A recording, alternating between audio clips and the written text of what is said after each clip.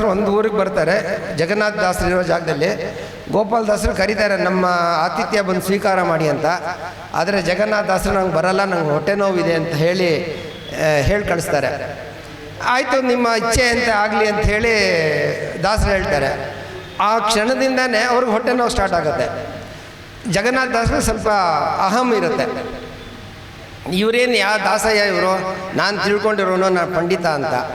ಸರಿ ಆಯಿತು ಅಂತ ಹೇಳಿ ಆಮೇಲೆ ಹೊಟ್ಟೆ ನೋವು ಸ್ಟಾರ್ಟ್ ಆದಾಗ ಅವರು ಎಲ್ಲ ಕಡೆಯೂ ತಿರುಪತಿ ಎಲ್ಲೆಲ್ಲಿ ಹೋಗಬೇಕೋ ಎಲ್ಲ ಕಡೆ ಹೋಗ್ತಾರೆ, ಮಂತ್ರಾಲಯಕ್ಕೂ ಕೊನೆಯಲ್ಲಿ ಹೋಗ್ತಾರೆ. ಯಾಕಂದರೆ ಮಂತ್ರಾಲಯ ಗುರುಗಳಿಗೆ ಇವರು ಸುಮಾರು ಹಾಡುಗಳು ಬರೆದೆ ಜಗನ್ನಾಥ ದಾಸರು. ಇಲ್ಲಪ್ಪ ನಾನು ಏನು ಮಾಡೋಕ್ಕಾಗಲ್ಲ, ನೀನು ಯಾರ ಹತ್ರ ನೀನು ಹೇಳಿದೆಯೋ ಅವ್ರ ಹತ್ರನೇ ಹೋಗಿ ಕೇಳಬೇಕು, ನಿನ್ನ ಹೊಟ್ಟೆ ನೋವು ಆಗೋಕ್ಕೆ ನನಗೇನು ರೈಟ್ ಇಲ್ಲ ಅಂತ ಹೇಳ್ತಾರೆ. ಮತ್ತು ಗೋಪಾಲದಾಸರ ಹತ್ರ ಬಂದು ಈ ಥರ ನಂಗೆ ಕ್ಷಮೆ ಇದೆ, ಈ ಥರ ಆಯಿತು ತಪ್ಪು ಮಾಡಿದೆ ಅಂತ. ಇಲ್ಲಪ್ಪ ನಾನೇನು ಮಾಡಿದೆ, ನೀನು ಹೇಳಿದೆ, ನಿನ್ಗೆ ಭಗವಂತ ಇಚ್ಛೆ ಇತ್ತು, ನಿಂಗೆ ಆಯಿತು ಅಂತ.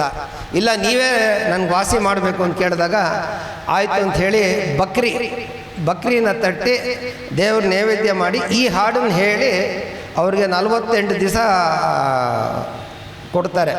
ಆಮೇಲೆ ವಾಸಿ ಆಗತ್ತೆ. ಆವಾಗ ಈ ಹಾಡು ಬರೆದಿರೋದು, ಅದರದ್ದು ಮಹಾತ್ಮೆ ಇದು ನಿಮಗೆ ತಿಳಿಸ್ತಾ ಇದ್ದೀನಿ.